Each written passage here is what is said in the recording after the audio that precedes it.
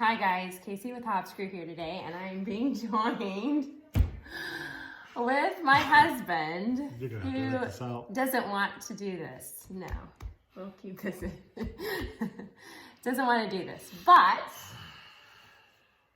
I nagged him to do it. Operative word nag.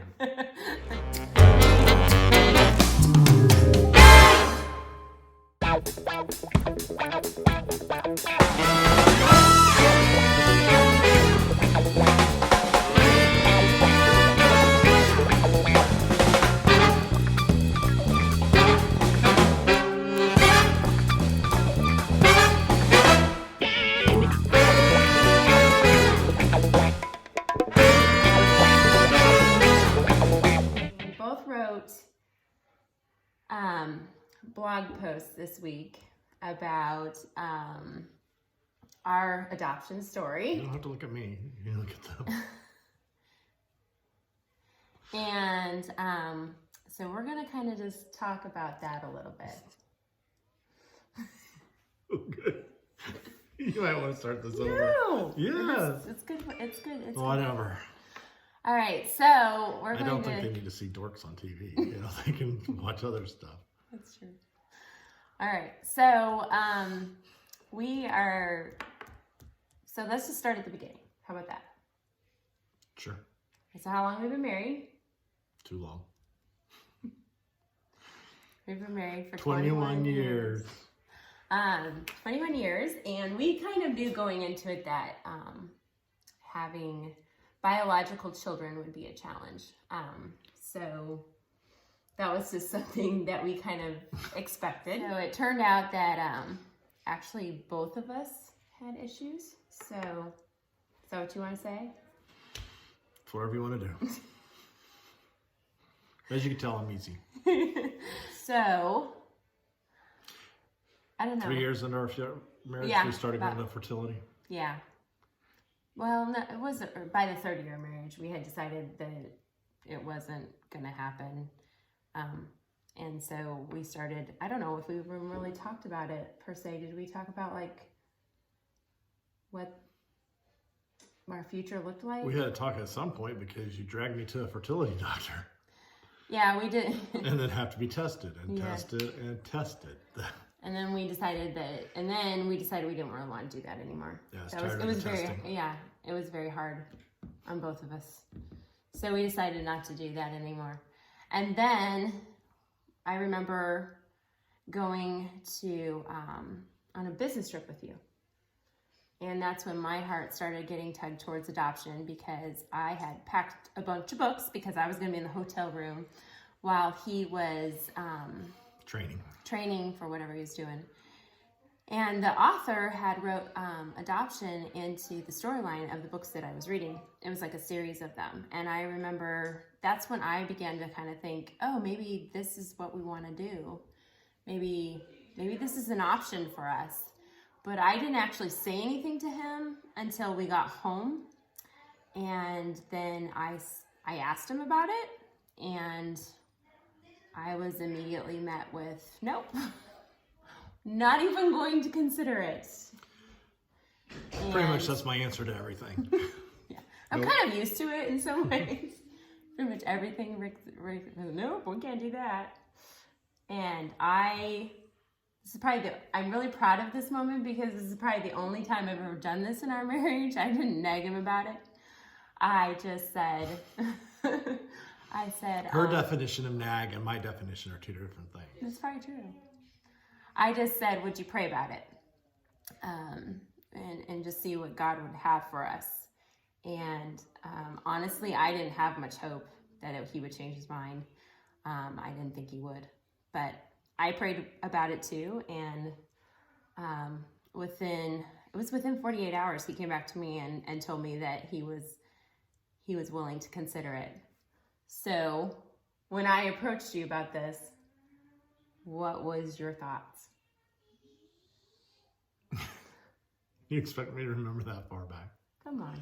You just wrote about it. I know you remember. I don't know. It's just not knowing what you're going to get into, how it was going to happen. The cost, all that other stuff. At that time, most companies didn't have that covered, like to assist in adoption and stuff like that. And all I've ever heard was horror stories of the adoptions, but normally the foreign adoptions where it costs so much money, you have to travel, and then sometimes they don't go through. And even though ours was domestic, still the thing is, the biggest fear was the birth mom changing your mind, which you see that on shows all the time, that the birth mom goes through the process and then at the last minute change their mind. So that was probably the bigger things, bigger issues. And I think at this point when we told people that we were considering it, I remember people told us their horror stories too. They told us about everything that could go wrong, and I think that's what their heart was in the right place, but it didn't help our situation as much.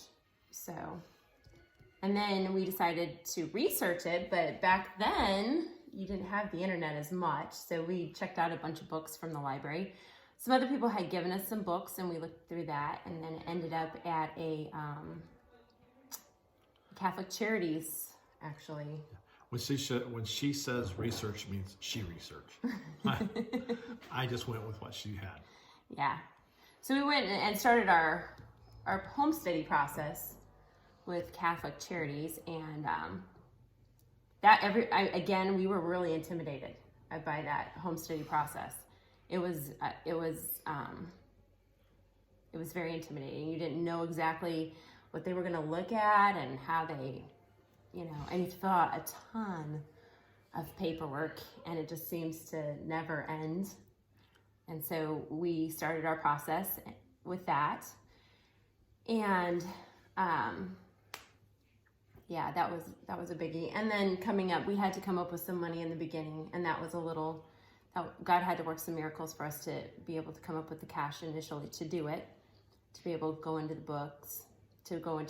So private adoption is, At least through them, looked like we would write a letter to the birth mom, and had pictures of our home, our family. We had 2 dogs at that point, and that was a real real connection thing that we did with her, because she loved animals. And you write a letter to the Prospective birth moms. Yeah, and it's a real generalized letter. It's very, and we kind of took a different approach on that letter, because we kind of wrote to her like, imagine what we would want said to us. So that's kind of how we wrote that letter, and we just told her about ourselves, and we promised to love the child, and the assurance that no matter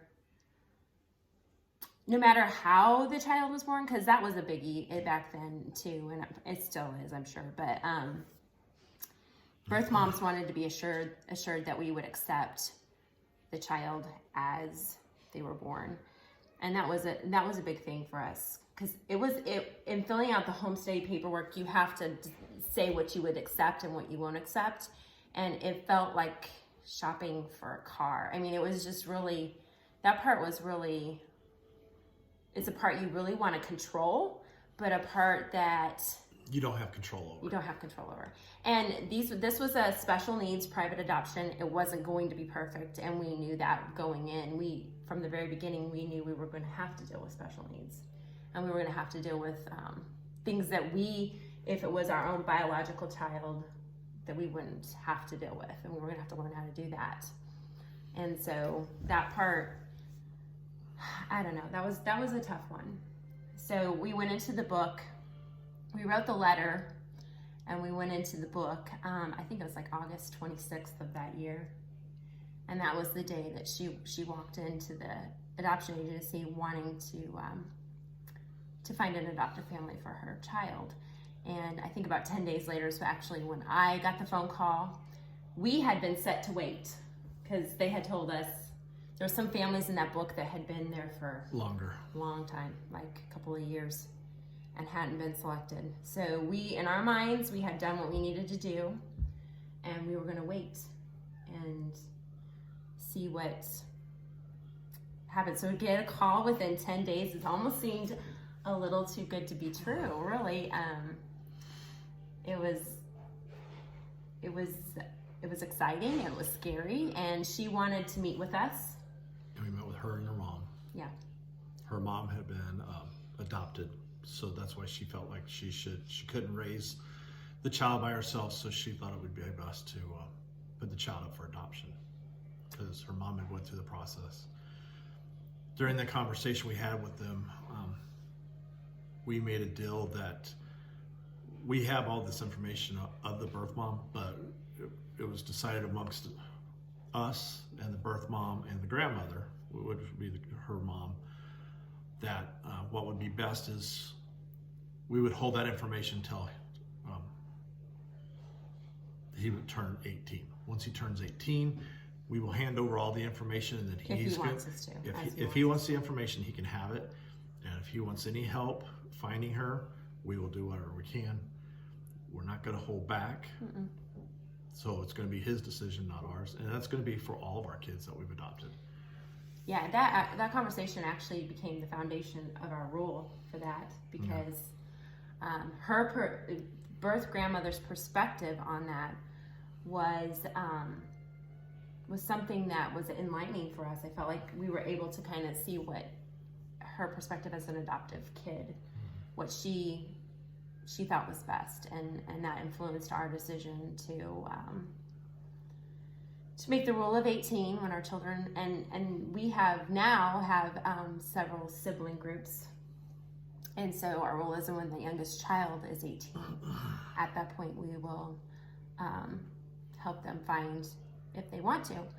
I anticipate that they will want to. I don't think that they wouldn't. Yeah. I think if I try to put myself in their shoes, I think if I was them.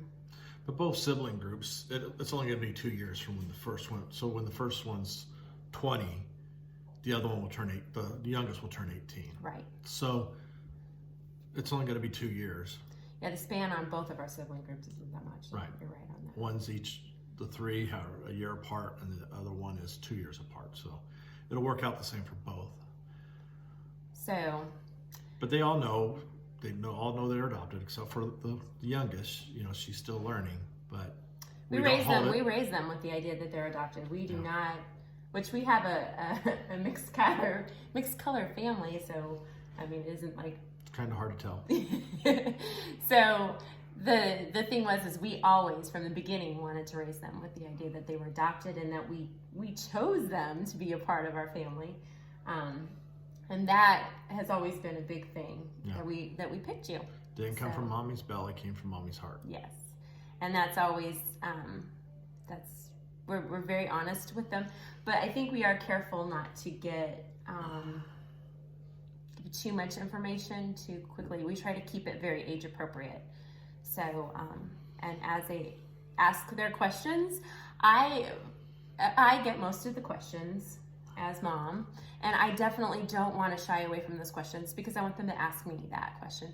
And because of our fostering background and stuff, I was the one that had a lot of contact with the family and knew the family. I was fortunate actually to know all of our children's families. So as much as I You're still in contact with one of them. Yeah, and I love our birth mothers. So they, all of the birth mothers I actually had a pretty decent relationship with. So we caught a squirrel. We're going the wrong way now. We need to get back. Okay, so back to the adoption. Once everything was said and done, we were camping with Casey's family in Branson. We go down there quite a bit, and it was Thanksgiving, and we got the call that Sam was born. Yeah. So we couldn't be there, but as soon as we got back in town, we went to the hospital that he was born at, and we got to see him. Yeah, we got to see him within 48 hours of birth and meet with her. I think we were very careful. We really didn't want to take away her time with him, and but it was still, she welcomed us with open arms, and we really appreciated that. But it was still a time that we weren't sure. Yes, we're getting him, because there's still a period there that they have to get a court date to have them sign away the rights. They have like a cooling period. so Sam wound up going to a foster family through Catholic Charities, Services. yeah. They had their own foster system. So he was there with the foster family. And we got to see him, but we could only see him when the birth mother was there too. So that was kind of hard because she wouldn't show up all the time. So we couldn't see him. So our visits were canceled a lot because she was kind of very... And it was getting close to Christmas, and we're hoping that he'd be in our home by Christmas. And the thing was that attracted us to Catholic Charities was that we didn't take him home initially, because in our naive minds, that was like, oh, if we don't take him home, then it's less of a loss if we have to give him back. And honestly, that was the hardest part. I wish... Hardest part was whenever I had to hand him... The birth mom handed Sam to me at the hospital. Because she wanted her memory to be leaving him with us. And then she left, and then the hardest thing I ever did was hand him over to the foster parents. Yeah, that was... Because we didn't know when we were going to see him again. Yeah, that was incredible. It was just incredibly tough. So actually the waiting in between him being born and us taking custody was about 6 weeks, and that waiting was very difficult. Very difficult. But we could have taken him. Yes, we could have. And take the chance of her... But it's not the way they did it. That was the thing. The way it worked with them was you waited until she signed it. It made the court case. She made it in front of the judge, and she signed her rights away. That's when you got the child. That way, he wouldn't be taken away from you. Yeah. So, but and in our minds at the time, we thought, oh, that's gonna make it so much easier. Oh, it wasn't. In fact, I think it was a little bit harder, especially having fostered. Now, I think it was harder. I think it was harder. But it was our first. He was our first. Yeah, and we learned a lot through him. You know, I always tell him he's my guinea pig. So. But he's grown. He's gonna be 16. Yep, and he is mom's #1 helper. Yep. He's really good with kids. Everywhere we go, he makes friends, no matter where we're at. He's just like any teenager. He'll drive you crazy. So just because he's adopted doesn't change anything. He's like any normal teenager. He's a good kid. Yeah. Good kid. All right, so... But I can't say that because then it'll be on film and then he'd use it against me, so... Mom will say it. I'll say it. So that's kind of where we are as far as adoption. That's our story on our first adoption, which was a special needs private adoption. Yeah.